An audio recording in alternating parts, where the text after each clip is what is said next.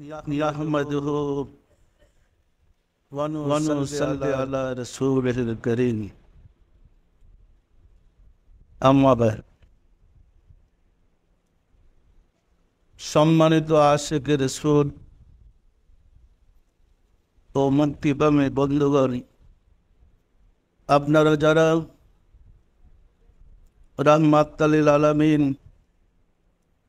সরকারে দো আলম হযরত মুহাম্মদ মুস্তাফা আহমদ মুস্তাফা সাল্লাল্লাহু আলাইহি ওয়াসাল্লামের শুভ জন্মবার্ষিকী স্মরণে আয়োজিত ঈদে মিলাদুন নবী সাল্লাল্লাহু আলাইহি ওয়াসাল্লাম উপলক্ষে আশিকে রাসূল সম্মেলনে অংশগ্রহণ করেছেন।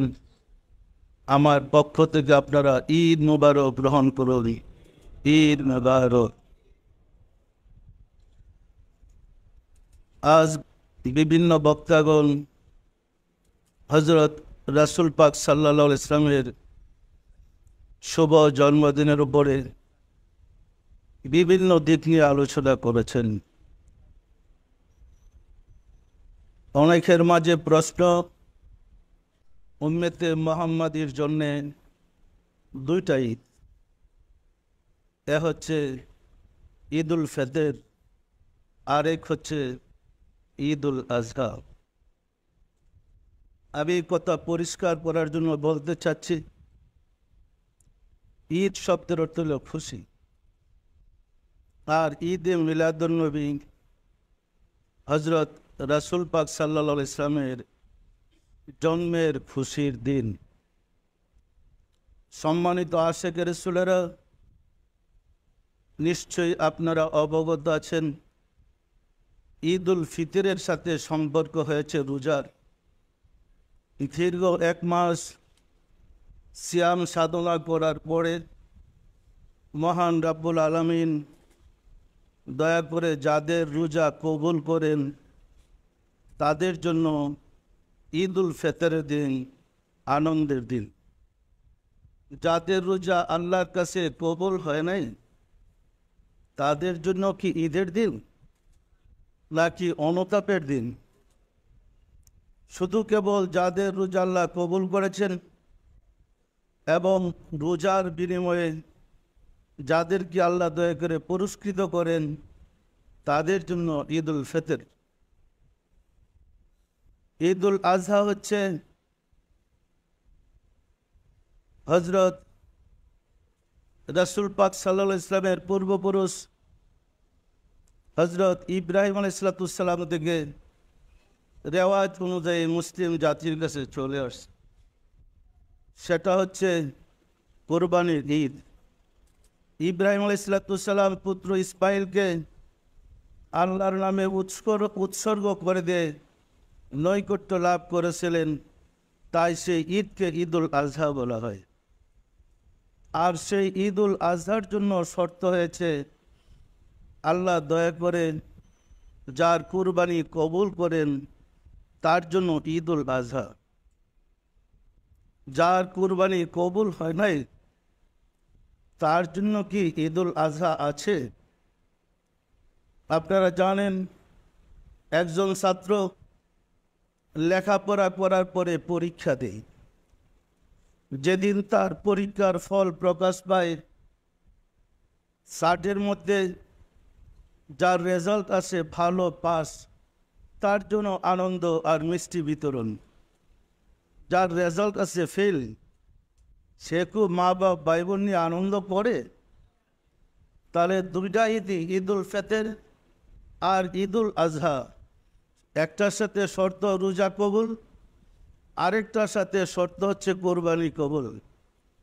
আর আজকে আমরা যে ঈদ করতে যাচ্ছি বা করে আসছি, এই ঈদের সাথে আল্লাহ কোনো ইবাদত সংযোগ করে দেয় নাই। এই ঈদের সাথে নামাজ শর্ত না, এই ঈদের সাথে নামাজ জড়িত না, রোজা জড়িত না যে রোজা কবুল হলে আপনার ঈদ হবে, নামাজ কবুল হলে ঈদের আনন্দ হবে। এটা এমন এক ঈদ, রাসূলের শুভ জন্মদিনে আপনি যদি আনন্দিত হন, আপনার জন্য পরিত্রাণ, আপনার জন্য মুক্তি, আপনার জন্য রয়েছে আল্লাহর কাছ থেকে পরম শান্তি। তাহলে যে ঈদের সাথে কোনো শর্ত নেই, কবুলের কোনো শর্ত নাই, এটা হচ্ছে সেই ঈদ। এই ঈদকে তো হাকিকতে ঈদ বলে। তাই আমি বলেছি সৃষ্টিকুলের শ্রেষ্ঠ ঈদ দয়াল রসুলের জন্ম ঈদ। সম্মানিত আশিকের রসুলেরা, কুল কায়নাতের জন্য রাব্বুল আলামিন হুজুর পাক সাল্লাল্লাহু আলাইহি সাল্লামকে রহমত হিসাবে প্রেরণ করেছেন। তাই তো তিনি ঘোষণা করেছেন, ওয়ামা আরসালনাকা ইল্লা রাহমাতাল লিল আলামিন, আপনাকে সমগ্র সৃষ্টি জগতের জন্য রহমত রূপে প্রেরণ করেছি। রহমত রূপে প্রেরণ হয়েছে বিধায় তিনার জন্মদিন সমগ্র সৃষ্টির জন্য পরম আনন্দের দিন ছিল। কি বলেন, ছিল না ছিল না? এক কথা বলতে গেলে রাসূল সাল্লাল্লাহু আলাইহি ইসলাম হলেন সমগ্র সৃষ্টির প্রাণ। প্রাণ বিহনে যেন কোনো সৃষ্টি টিকে থাকতে পারে না, রাসূলের রহমত বিহনে কোনো সৃষ্টি টিকে থাকতে পারে না। আমরা জানি 570 সালে 12ই রবিউল আউয়াল রাসূল জন্মগ্রহণ করেছিলেন। ওয়া হয়েছে আরবের মক্কা নগরীতে তিনি আবির্ভূত হয়েছিলেন। অথচ রাসূল সাল্লাল্লাহু আলাইহি ইসলাম বলেন, আনা নবিয়্যুন আদমু বাইনাল মাই ওয়া তিন, আমি তখনও নবী ছিলাম যখন আদম পানি এবং মাটির মধ্যে অবস্থান করেছিল। অর্থাৎ যখন আদমের জন্ম হয় নাই তখনও রাসূল নবী ছিলেন। বিশ্বাস হয়? তাহলে 570 খ্রিস্টাব্দে কি রাসূলের জন্ম? কি বলেন?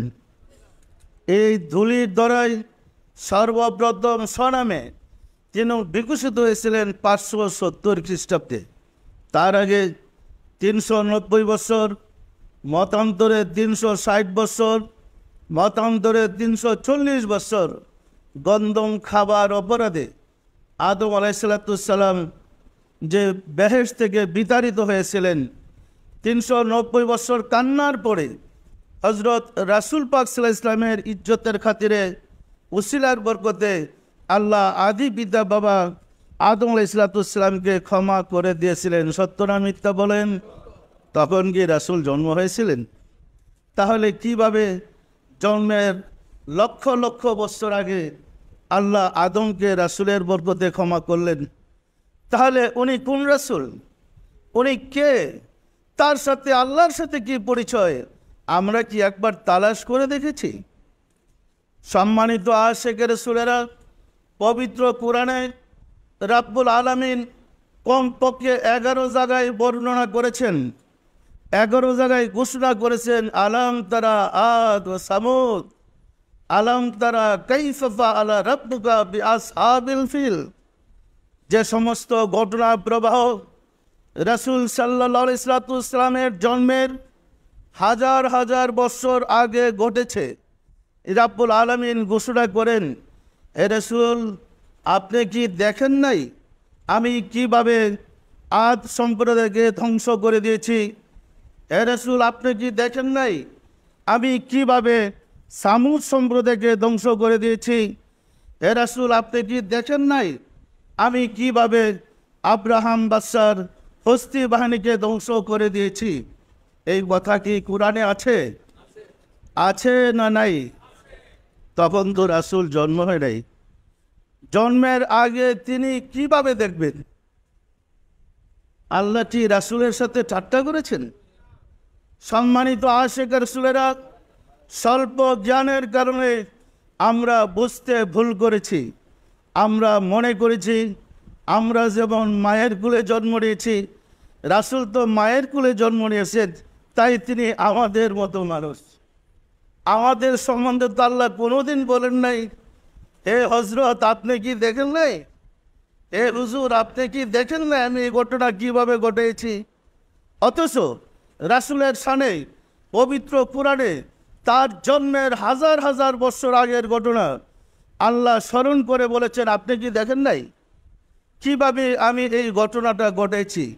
ইহা থেকে প্রমাণ করে না ঘটনা প্রবাহ অন্যান্য নবীদের জমানায় যা ঘটেছে রাসূল ওইখানে সশরীরে উপস্থিত ছিলেন ছিলেন না? না থেকে কিভাবে তিনি দেখেন? অন্যত্র আল্লাহ ঘোষণা করেন, হে রাসূল, আপনাকে মানব মণ্ডলীর জন্যে শাহিদাও ওয়া মুবাশশিরান, আমি আপনাকে সাক্ষীদাতা হিসাবে, সুসংবাদদাতা হিসাবে প্রেরণ করেছি। সম্মানিত আশিক রাসূলেরা, নিশ্চয়ই আপনারা অবগত আছেন, কোনো ঘটনা ঘটতে হইলে যিনি সাক্ষী দেবেন, সাক্ষীদাতাকে ওই ঘটনার সামনে উপস্থিত থেকে সশরীরে চাক্ষুষ দেখতে হয়। স্বপ্নে দেখে কি সাক্ষী দেওয়া যায়? তাহলে সৃষ্টির আদি থেকে সৃষ্টির অন্ত পর্যন্ত, সৃষ্টির শুরু থেকে সৃষ্টির শেষ পর্যন্ত পৃথিবীতে যত মানুষ এসেছে, আসবে, আছে, প্রত্যেক মানুষ রাত্রের অন্ধকারে কি করে, দিনের আলোতে কি করে, ঘরে দরজা দিয়া কি করে, পানির নিচে ডুব দিয়া কি করে, সমস্ত ঘটনা প্রবাহ রাসূল উপস্থিত থেকে দেখে। বিশ্বাস হয় না? বিশ্বাস হয় না? হয় না? তাহলে সমস্তের কার্য বিবরণী আমরা যে যখন যা করি, সৃষ্টির আদি থেকে অদ্যাবধি এবং কিয়ামত পর্যন্ত যা ঘটেছে, প্রত্যেকের জীবনে যা ঘটে, সব রাসূল উপস্থিত থেকে দেখে। না দেখে সকল মানুষের জন্য তিনি কিভাবে সাক্ষী দিবেন?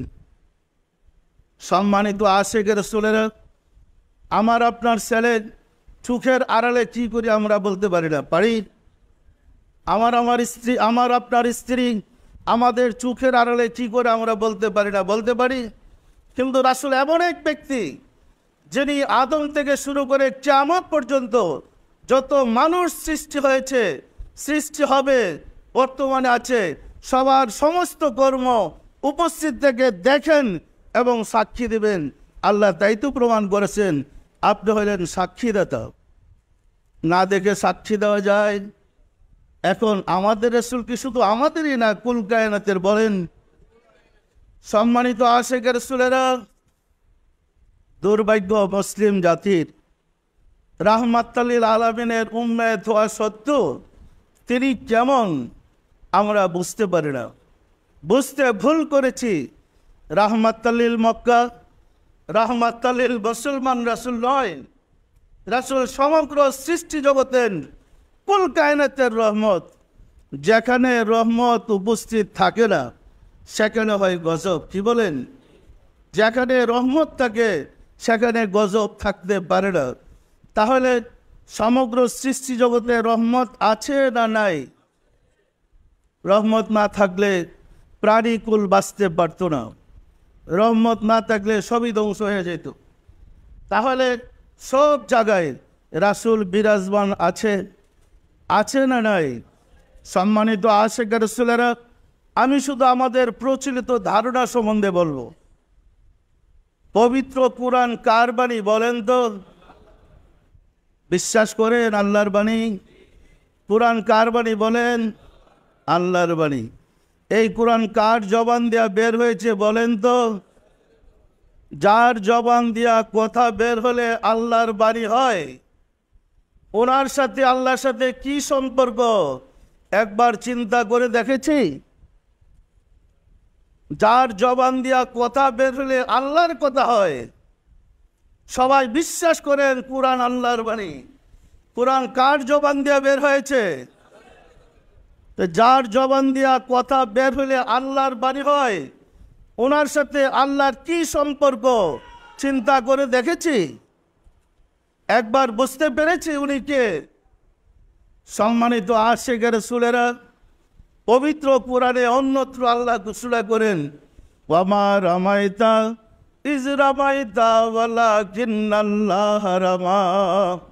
হে রাসূল, আপনি যে বালি নিক্ষেপ করেছেন আপনি করেন নাই, আমি করেছি। জঙ্গে বদরের যুদ্ধে কাফেররা যখন মুসলমানদেরকে ঘায়েল করে ফেলতে শুরু করেছিল, মুসলমানগণ দেখতেছিলেন রাসূল সাল্লাল্লাহু আলাইহি সাল্লাম এক মুষ্টি বালি হাতে নিয়ে কাফেরদের উপরে নিক্ষেপ করেছে। এক মুষ্টি বালি সমস্ত কাফেরদের চোখে গিয়ে পড়েছে। কাফেররা চোখ জ্বলতে জ্বলতে মুসলমানরা বিজয় হয়েছেন। বিজয়ের পরে মুসলমানরা গল্প করতেছে, আমি এইভাবে যুদ্ধ করেছি, আমি এতজন শত্রুকে শুয়াইছি, আমি এতজনকে হত্যা করেছি। আলোচনা গল্প। ওহী আসলেন, হে রাসূল, বালি যে আপনি নিক্ষেপ করেছিলেন আপনি নয়, আমি করেছি। সাহাবারা দেখলেন রাসূল বালি নিক্ষেপ করেছে, আল্লাহ বলেন আমি নিক্ষেপ করেছি। তাহলে সাহাবারা কি মিথ্যা দেখেছে? কি বলেন? আল্লাহ কি মিথ্যা কথা বলেছে? তাহলে বলেন রাসূলের সাথে আল্লাহর সম্পর্ক কেমন ছিল? সম্মানিত আশিক রাসূলেরা, ইন্নামা ইউবাইয়ুনাল্লাহ ইউবাইয়ুনা ফাওকা আইদিহিম, ইহাটি কোরআনের আয়াত নয়। রাব্বুল আলামিন বলেন, হে রাসূল, যারা আপনার হাতে হাত দিয়া বায়েত হয়েছে তারা আমার হাতে হাত দিয়া বায়েত হয়েছে। যার হাত আল্লাহ ঘোষণা করেন আমার হাত, তিনার সাথে আল্লাহর কি সম্পর্ক একবার চিন্তা করে দেখেছি? সম্মানিত আশিক রাসূলেরা, নিশ্চয় আপনারা অবগত আছেন আমরা প্রতিদিন সুন্নত, নফল এবং ফরজ নামাজ পড়ি না? ফরজ নামাজও কাবার দিকে মুখ করে আল্লাহকে সেজদা করে পড়ি, সুন্নত নামাজও কাবার দিকে মুখ করে আল্লাহকে সেজদা করে পড়ি না? ফরজ নামাজ কার বলেন তো? আর সুন্নত নামাজ কার? আল্লাহর নামাজের যেমন 2 সেজদা, রাসূলের নামাজে কি 1 সেজদা? তাহলে দুইজনের সম্পর্ক কি বুঝতে চেষ্টা করেন। সম্মানিত আশিক রাসূলেরা, ফরজ নামাজের 4 রাকাত নামাজের 2 রাকাত নামাজ আমরা সূরা ফাতিহার সাথে সূরা মিলে পড়তে হয়, আর শেষের 2 রাকাত নামাজে শুরু সূরা ফাতিহা মিলাইতে হয়, আর কোন সূরা মিলাইতে হয় না। এলো ফরজের বিধান, সত্য নয় কি? সুন্নত নামাজে কোনো খাতির নাই, 4 রাকাত নামাজে সূরা ফাতিহার পরে সূরা মিলাইতে হয়। তাহলে আল্লাহর নামাজে খাতির থাকলেও রাসূলের সালাতে কোনো খাতির নাই। দুইজনের সম্পর্ক কত গভীর বলেন তো। সম্মানিত আশিক রাসূলেরা, এইভাবে আমরা যদি আমাদের ধর্মের দিকে, আমাদের কর্মের দিকে একটু তাকাই, আমরা দেখব রাসূলের কাছ থেকে যে বিধিবিধান আছে, ওইখানে আল্লাহ যে বিধিবিধান দিয়েছে তার মর্যাদা, সম্মান রাসূলকে কত উচ্চ করে দিয়েছে। আমরা এসে ১৩,০০০ বছর পরে রাসূলের র্যাঙ্ক নিয়ে টানাটানি শুরু করেছি, রাসূলের সম্মান র্যাঙ্ক নিয়ে টানাটানা করেছি, জায়েজ না জায়েজ ফতোয়াবাজি। ধর্মটা কি মাওলানাদের না রাসূলের? ধর্মটা আল্লাহ রাসূলের না উলামায়ে কেরামদের? উলামায়ে কেরামদের ধর্ম তো রাসূলের কাছে পৌঁছে না। উলামায়ে কেরাম তো আল্লাহ কবুল করে না। আল্লাহ তো গ্রহণ করেছে আল্লাহ রাসূলের দিনকে। আল্লাহ রাসূলের দিন আছে আউলিয়া কেরামদের কাছে, তাদের কাছে গিয়া দেখেন রাসূলের শান, রাসূলের মর্যাদা, রাসূলের মর্তবা আল্লাহ কী করে দিয়েছেন জানতে পারবো, বুঝতে পারবো। যে নিজেই রাসূল সম্বন্ধে জানে না, সে রাসূলের কি ব্যাখ্যা করবে, সে রাসূলের কি প্রশংসা করবে? সম্মানিত আশিক রাসূলেরা, উলামায়ে কেরামদের মাঝে কিছু কিছু লোক বলে মিলাদ রাসূলের জমানায় ছিল না, ওহা বেদাত। বেদাত বলে না? আমি পরিষ্কার বলতে চাই, কোরআন কি আপনাদের জমানায় নাজিল হয়েছে? রাসূলের জমানায়। কোরআন কি আপনাদের কাছে নাজিল হয়েছে না রাসূলের কাছে? পবিত্র কোরআনে আল্লাহ বলেন, ইন্নাল্লাহা ওয়া মালাইকাতাহু ইউসাল্লুনা আলান নাবী ইয়া আইয়ুহাল্লাযীনা আমানু সাল্লু আলাইহি ওয়া সাল্লিমু তাসলিমা। ইহা কি কোরআনের আয়াত? এটা কি দেওয়ানবাগির কাছে নাজিল হয়েছে না রাসূলের কাছে? এর অনুবাদ এইরকম, আল্লাহ বলেন, নিশ্চয়ই আমি আল্লাহ এবং আমার ফেরেশতারা রাসূলের প্রতি দুরূদ পড়ি। হে বিশ্বাসী বান্দাগণ, তোমরা রাসূলের উপর দুরূদ পড়ো এবং শ্রদ্ধার সাথে সালাম পেশ করো। ব্যাখ্যা করলে কতটা আরো পরিষ্কার এইভাবে হবে, আল্লাহ বলে নাই আমি নামাজ পড়ি, আমার ফেরেশতারা নামাজ পড়ে, বিশ্বাসীরা তোমরা নামাজ পড়ো। আল্লাহ বলে নাই আমি হজ করি, আমার ফেরেশতারা হজ করে, বিশ্বাসীরা তোমরা হজ করো। আল্লাহ বলে নাই আমি যাকাত দেই, আমার ফেরেশতারা যাকাত দেয়, বিশ্বাসীরা তোমরা যাকাত দাও। আল্লাহ বলে নাই আমি রোজা রাখি, আমার ফেরেশতারা রোজা রাখে, বিশ্বাসীরা তোমরা রোজা রাখো। আল্লাহ বলে নাই আমি কালমা পড়ি, আমার ফেরেশতারা কালমা পড়ে, বিশ্বাসীরা তোমরা কালমা পড়ো। বলেছে কোথাও? কিন্তু আল্লাহ বলেন আমি দুরূদ পড়ি, আমার ফেরেশতারা দুরূদ পড়ে, বিশ্বাসীরা তোমরা আমার হাবিবের প্রতি দুরূদ পড়ো এবং শ্রদ্ধার সাথে সালাম পেশ করো। এখন বলেন, শ্রদ্ধার সাথে রাসূলের প্রতি দুরূদ পড়ার এবং শ্রদ্ধার সাথে সালাম পেশ করার অনুষ্ঠান মিলাদ ছাড়া আর কোনো অনুষ্ঠানে আছে? কোনো ওয়াজ মাহফিলে রাসূলের প্রতি দুরূদ এবং সালাম আছে? একমাত্র মিলাদের মাহফিলে রাসূলের প্রতি প্রথম অংশ দুরূদ, শেষ অংশ সালাম পেশ করতে হয়। হয় না? হয় না? সম্মানিত আশিকের রাসূলেরা, এই কথা কি কোরআনের নাকি মানুষের? আল্লাহ যে বললেন আমি নিজে আমার ফেরেশতারা রাসূলের প্রতি দুরূদ পড়ি, বিশ্বাসীরা তোমরা রাসূলের প্রতি দুরূদ পড়ো এবং শ্রদ্ধার সাথে সালাম পড়ো। তো দুরূদ পড়া, শ্রদ্ধার সাথে সালাম পেশ করা মিলাদ ছাড়া আর কোনো অনুষ্ঠানে আছে? তাহলে এই অনুষ্ঠানের ফজিলত, এই অনুষ্ঠানের গুরুত্ব সবচেয়ে বেশি, বেশি না কম? যদি না বুঝি, আমি যদি ব্যাখ্যা না বুঝি, মন গড়া ব্যাখ্যা করতে চাই, দশা তো এরকমই হবে। আল্লাহ যার গুরুত্ব সবচেয়ে বেশি দিয়েছেন আমরা তাকে বলি বেদাত। তাহলে ফরজ কোনটা হবে? আল্লাহ তো সালাত কায়েম করতে বলছে, যাকাত দিতে বলছে, হজ করতে বলছে, ওইগুলো তো ফরজ। আর যেটা আল্লাহ নিজে করে ফেরেশতাদেরকে বিশ্বাসীদেরকে করতে হুকুম দিলেন, সেটা কি? সেটা কি বলেন? সেটা মুস্তাহাব, সুন্নত। সম্মানিত আশিকের রাসূলেরা, কোন ব্যবসায় লাভ হবে এটা কিন্তু আমরা বুঝি না। কোন ব্যবসায় যে বেশি লাভ বোঝার কোনো বুদ্ধি আমাদের নাই। মন করে একটা মতবাদ সৃষ্টি করে বসলাম। এই মতবাদই আমাদেরকে বিপদগামী করেছে। এই মতবাদের কারণে আমরা আল্লাহ রাসূল থেকে দূরে সরে পড়েছি। সম্মানিত আশিকের রাসূলেরা, আমাদের জানা উচিত আমাদের রাহমাতাল লিল আলামিন শুধু আমাদের নয়, সমগ্র সৃষ্টি জগতের। আল্লাহ নিজের কথা বলেছেন, আল্লাহ নূরুস সামাওয়াতি ওয়াল আরদ, আল্লাহ আসমান জমিনের নূর। আল্লাহর নূরের মেসাল একটা জ্বালানো বাতির মতো। অন্য জায়গায় আল্লাহ বলেন, ওয়াদায়াত ইলাল্লাহি বিইজনিহি ওয়া সিরাজাম মুনীর। হে রাসূল, আমি আপনাকে প্রজ্বলিত প্রদীপ হিসাবে প্রেরণ করেছি। আল্লাহ বলেন আমি জ্বালানো বাতির মতো। আর রাসূলের সাথে বলেন আপনি সেই জ্বালানো বাতি। জ্বালানো বাতির মতো আর জ্বালানো বাতি কেমন পার্থক্য বুঝেন? সম্মানিত আশিকের রাসূলেরা, যার মর্যাদা আল্লাহ নিজেই বলেছেন, রাসূলের সাথে আল্লাহ বলেন ওয়ারাফা'না লাকা যিকরাক। হে রাসূল, আপনার জিকির, আপনার স্মরণ সবার চেয়ে আমি ঊর্ধ্বে করেছি। আল্লাহ যাকে, যার জিকির, যার প্রশংসা, যার গল্প সবচেয়ে ঊর্ধ্বে করেছেন, তিনার মর্তবা বেশি না কম? সম্মানিত আশিকের রাসূলেরা, শ্রেষ্ঠ রাসূলের উম্মত হয়ে, শ্রেষ্ঠ রাসূলের অনুসারী হয়ে নিজেদের অজ্ঞতার কারণে আমরা রাসূলকে বলে বসেছি।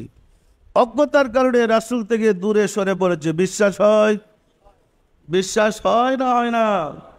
আমরা মাদ্রাসা থেকে কামেল পাস করে দাওরা পাস করে মনে করেছি নায়েবে রাসূল হইলাম। মাদ্রাসা থেকে রাসূল পাস করে কি রাসূল হয়েছেন?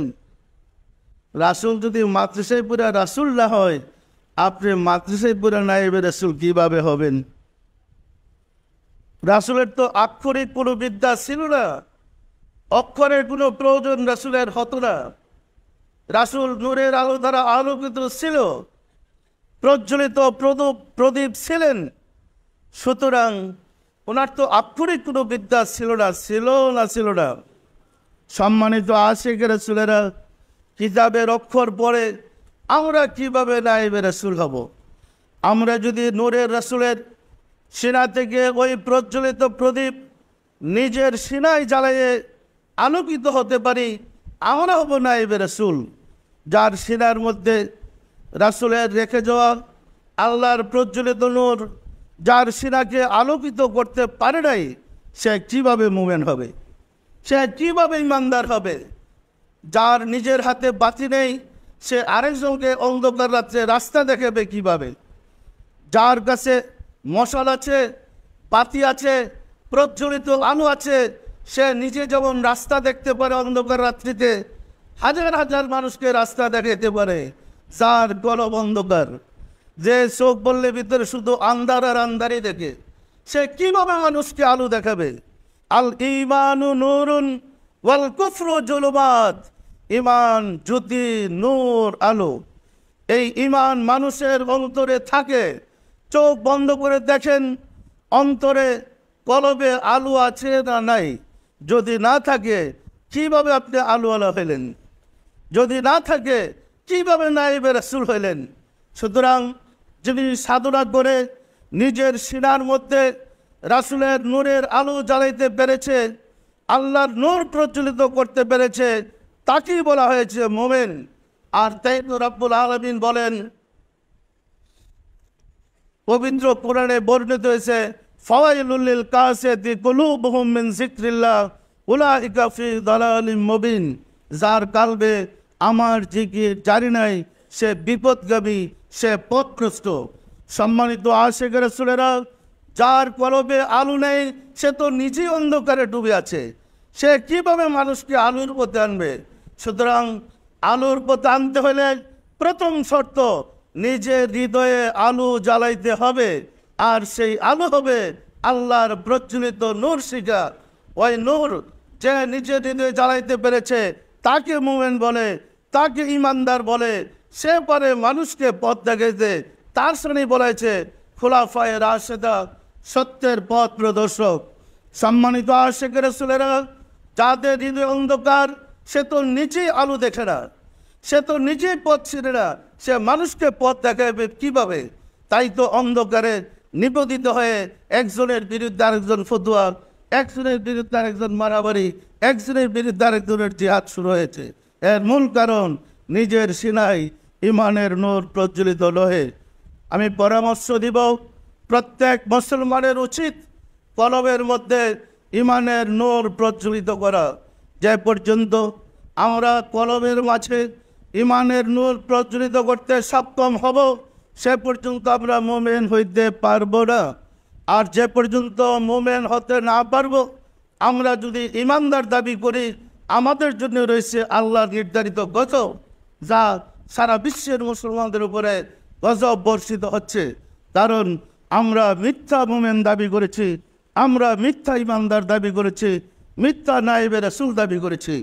রাসূলের ওই নূর নিজের সিনায় প্রজ্বলিত করতে পারলে আমরা হব মুমিন। আশিক রাসূলেরা, আমরা চাই বাংলার ঘরে ঘরে আশিক রাসূল সৃষ্টি হোক।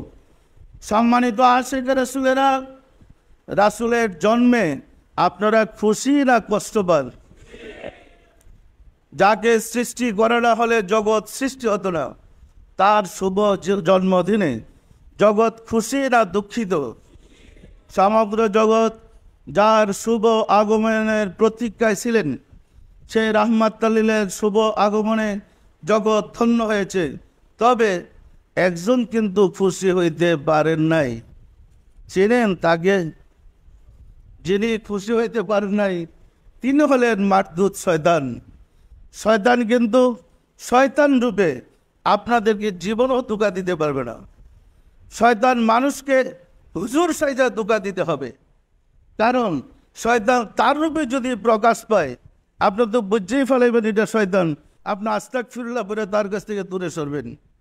কিন্তু শয়তান যদি কায়দা কুয়দা করে হুজুর সাজতে পারে, আপনাকে ধোঁকা দেওয়া সহজ সহজ না কঠিন? সম্মানিত আশিক রাসূলেরা, মসজিদ করে মুসল্লিরা যখন নামাজ পড়তে ঢুকে, জুতা চোরও তো ঢুকে। জুতা চোরকে চোর সাইজা ঢুকে না হুজুর সাইজা ঢুকে? দেখবেন জুতা চোর মসজিদে যখন ঢুকে এমন সুন্দর পাঞ্জাবি, এমন সুন্দর জুব্বার পাগড়ি লাগায়, আপনারও মনে চাবে একটু মুসাফাটা করে গুনাহ মাফ করতে পারে কিনা দেখি। তিনি কিন্তু গুনাহ মাফের জন্য মসজিদে ঢুকে নাই, তিনি ঢুকছেন আপনার জুতা চুরি কিভাবে করবেন। যুগে যুগে যত শয়তান মানুষকে ওয়াসওয়াসা দিয়েছে, ধোঁকা দিয়েছে, ঈমান হরণ করেছে, সব হুজুর সাহায্যেই করেছে। হুজুর সেজেই মানুষকে প্রতারণা করেছে, ধোঁকা দিয়েছে, বেঈমান করেছে। আমরা পরিষ্কার দেখতে চাই, যারা রাসূলের জন্মে খুশি না তারা কারা বলেন তো? তারা কারা বলেন তো? আপনারা খুশি হবেন না বেজার হবেন? সম্মানিত আশিকের রাসূলের, ছোট্ট একটা ঘটনা দেখেন।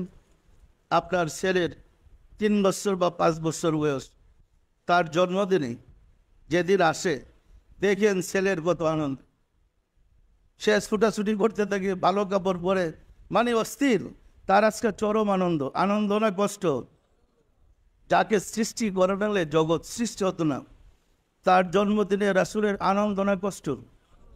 রাসূলের জন্মদিনে রাসূলও খুশি, আল্লাহ খুশি, আউলিয়া কেরামও খুশি, মোমেন ব্যক্তিগণ খুশি, ফেরেশতারা খুশি, কুল কায়নাত খুশি। তবে একটা শ্রেণী একটু কষ্ট আর কি, বুঝেন না? ওই যে যারা হুজুর, কারণ এরা যে ঈমান লুটতে আসছে, এদের সাথে রাসূলের কোনো সম্পর্ক নাই। যাদের সাথে রাসূলের সম্পর্ক নাই, নিজের মাপ কাটি দিয়ে রাসূলকে মাপতে চায়। তারা চায় ইসলাম কায়েম করতে।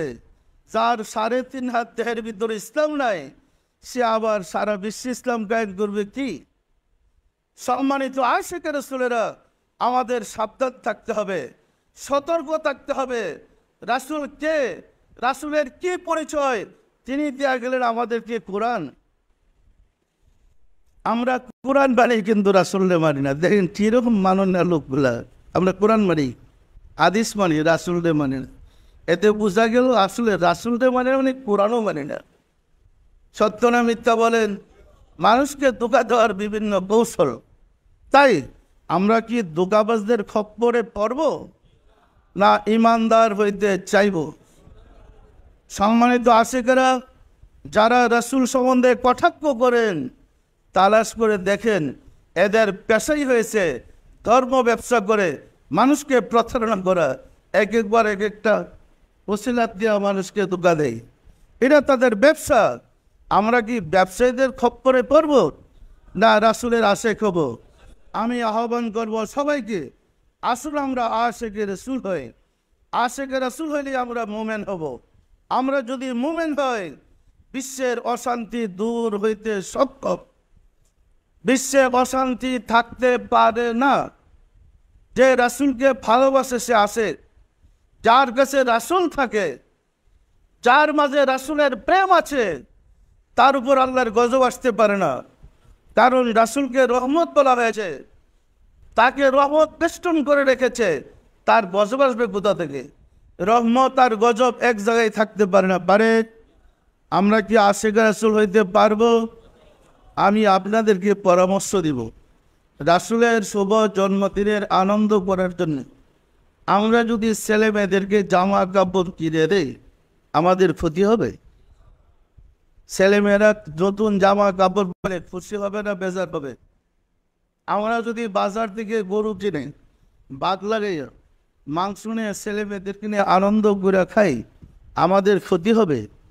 এটা নাজায়েজ হবে। যদি আপনি রাসূলের জন্মের দিনে আনন্দ করে গোশত নিয়ে ছেলে মেয়ে নিয়ে খান, পোলাও,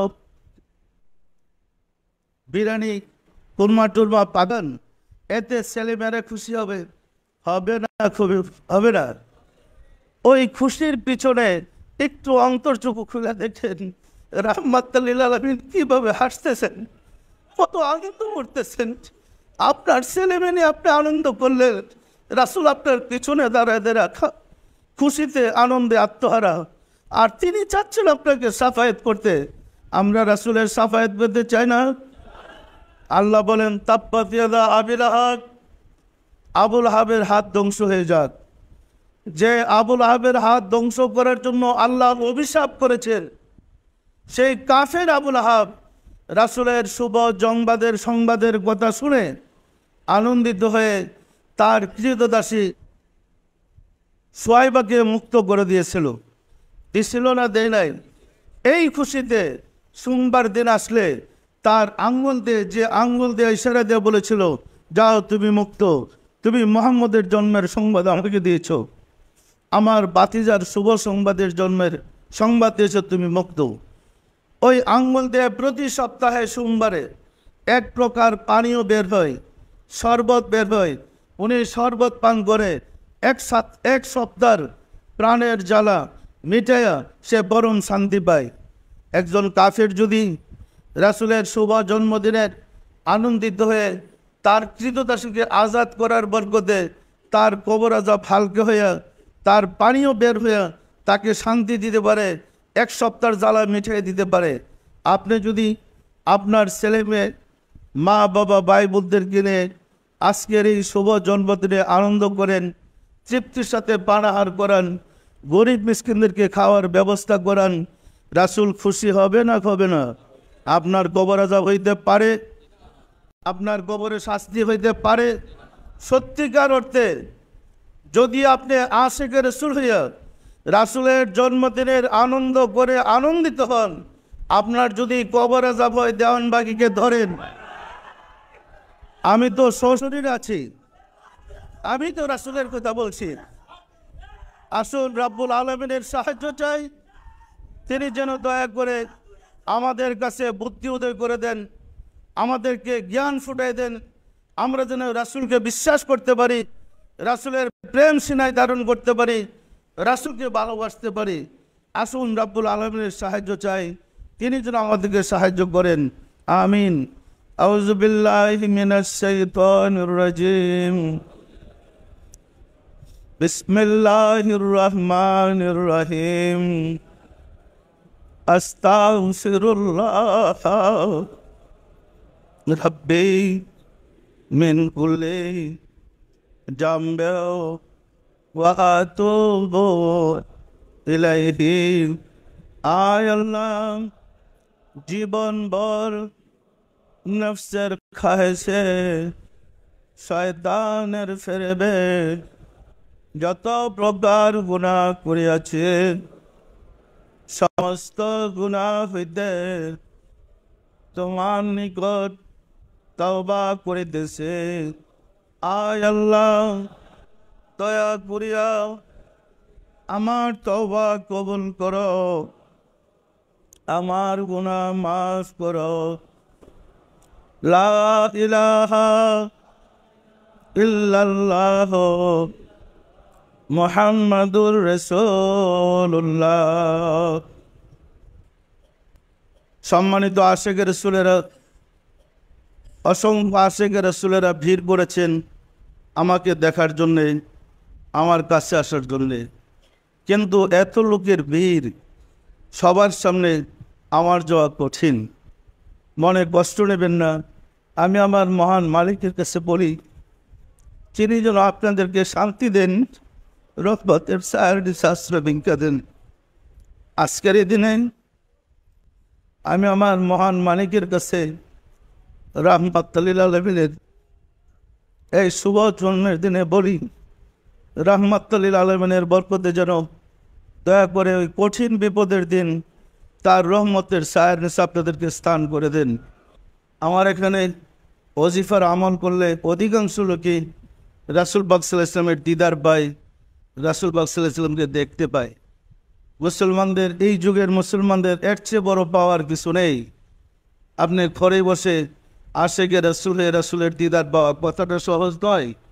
তাই মহব্বতের সাথে আপনারা আমল করেন। আসুন রাব্বুল আলামিনের সাহায্য চাই, তিনি যেন দয়া করে আমাদেরকে কবুল করে নেন, আমাদেরকে তার গোলাম বানিয়ে দেন, রাসূলের আশেক বানিয়ে দেন। আমিন। সবাই দিলের হাত তুলে বলেন আল্লাহ আমিন। আল্লাহ